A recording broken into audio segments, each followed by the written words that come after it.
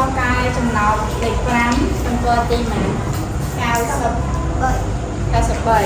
អញ្ចឹងអ្នកគ្រូអានប្រធានចំណោទឲ្យកូនស្ដាប់កូនអានមកចិត្តរៀងខ្លួនណា5សុខាត្រូវការបន្ទះឈើពណ៌បៃតង 4.2 ម៉ែត្របន្ទះឈើពណ៌ខៀវ 1.4 ម៉ែត្រនិងបន្ទះឈើពណ៌ក្រហម 2.3 ម៉ែត្រគណនាប្រវែងបន្ទះឈើដែលសុខាត្រូវការគណនានឹងវាដូចតារ៉ូនឹងដូចគ្នាទេកូនគណនានឹងគេឲ្យយើងរកចុះកូនសរសេរប្រមាណវិធីនឹងរបៀបឆ្លើយមកកូនដាក់ថារកប្រវែងបន្ទះឈើដែលសុខាត្រូវការឬក៏កូនសរសេរអានេះមកវិញក៏បានដែរគណនាប្រវែងបន្ទះឈើដែលសុខាត្រូវការអត់មានអីពិបាកទេប្រធានមានប្រាប់ត្រង់ហើយសុខាត្រូវការបន្ទះឈើពណ៌បៃតងណា4.2 ម៉ែត្រពណ៌ខៀវណា1.4 ម៉ែត្រ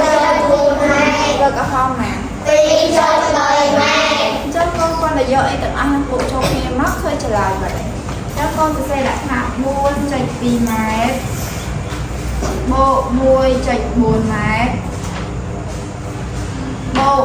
2.3 ម៉ែត្ររបៀបធ្វើប្រមាណវិធីកូនធ្វើបានពីររបៀបកូនចង់យក 4.2 ម៉ែត្របូក 1.4 ម៉ែត្រសិនឃើញចម្លើយខ្ញុំយកបូកអានេះក៏បានឬក៏កូនដាក់ទាំង3ចូលគ្នាក៏បានដែរ 4.2 ម៉ែត្របូក 1.4 ម៉ែត្របូក 2.3 ម៉ែត្រ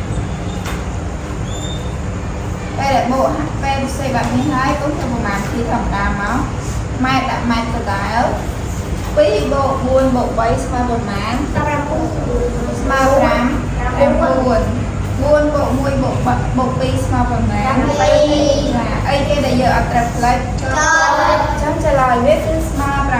7.9 ម៉ែត្រចឹងតែវានេះយើងដាក់ខាងមុនមួយនេះសោខាត្រូវការបន្ទះឈើចំនួន 7.5 ម៉ែត្រតែឆ្លើយដូចនេះកូនយកសំណួរមកឆ្លើយវិញមកយកកន្លែងនេះមកឆ្លើយវិញក៏បានកូនរៀបពាក្យឆ្លើយក៏បានដែរពីនេះសុខាត្រូវការបន្ទះឈើ 7.9 ម៉ែត្រកូនយកទាំងអស់គ្នាអត់បើកូនមានចម្លើយសួរអ្នកគ្រូបានណាកូនសរសេរមក